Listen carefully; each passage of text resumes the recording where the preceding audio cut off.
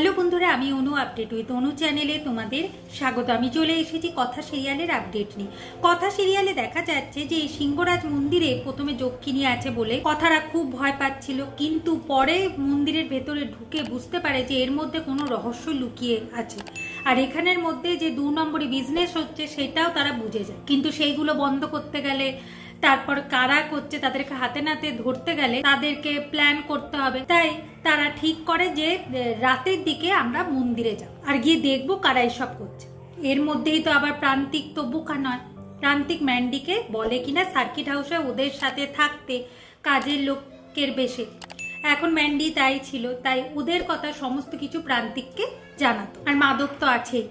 এরপর প্রান্তিক সাধু বাবার বেশে এখন খুব যজ্ঞ টজ্ঞ করছে, গন্ডি কেটে দিচ্ছে যাতে কেউ গ্রামবাসীরা কেউ মন্দিরে না যায়, তাহলে নাকি অনর্থ হয়ে যাবে, গ্রামে কেউ টিকতে পারবে না, এই সব কিছু বলছে।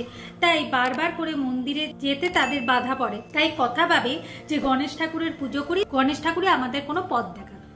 তাই এখন কথা পুজো করছে।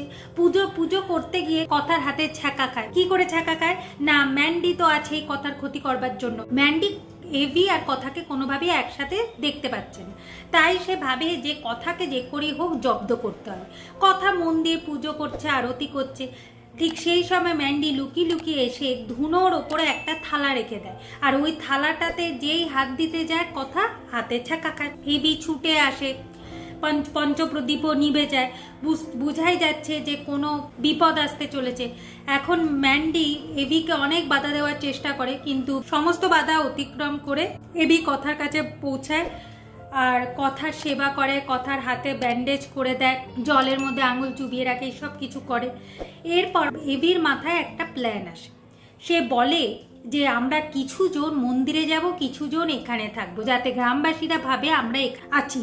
আর কথাকে অভিনয় করতে বলে যে তুই অভিনয় কর, তোর হাতে খুব ব্যথা, তাই আমরা সার্কিট হাউসে ফিরে যাচ্ছি। এখন কথা ভাবে এত বড় কাজটা যখন করতে যাচ্ছি, তখন গণেশ ঠাকুরের কাছ থেকে তো আমার পারমিশন নিতেই হবে। এরপর গণেশ ঠাকুরের ইঙ্গিতেই কথা এভি বেরিয়ে পড়ে মন্দিরের দিকে।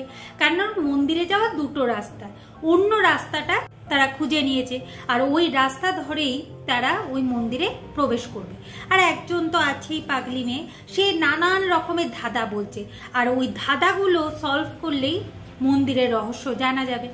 আগামী পর্বে দেখা যাচ্ছে যে এভি, কথা, জুনি, আক্কি, প্র্যাটি, ঋতু এখন মন্দিরে প্রবেশ করে গেছে। কিন্তু মন্দিরের মধ্যে কারা আছে জানতে চাইলে দেখে কিনা কিছু মুখোশধারী লোক তাদের সামনে আসে, এভি আর কথার উপর হামলা করতে আসে। তার মানে মন্দিরের ভেতরে ঢুকে এভি কথা বিপদের মুখে।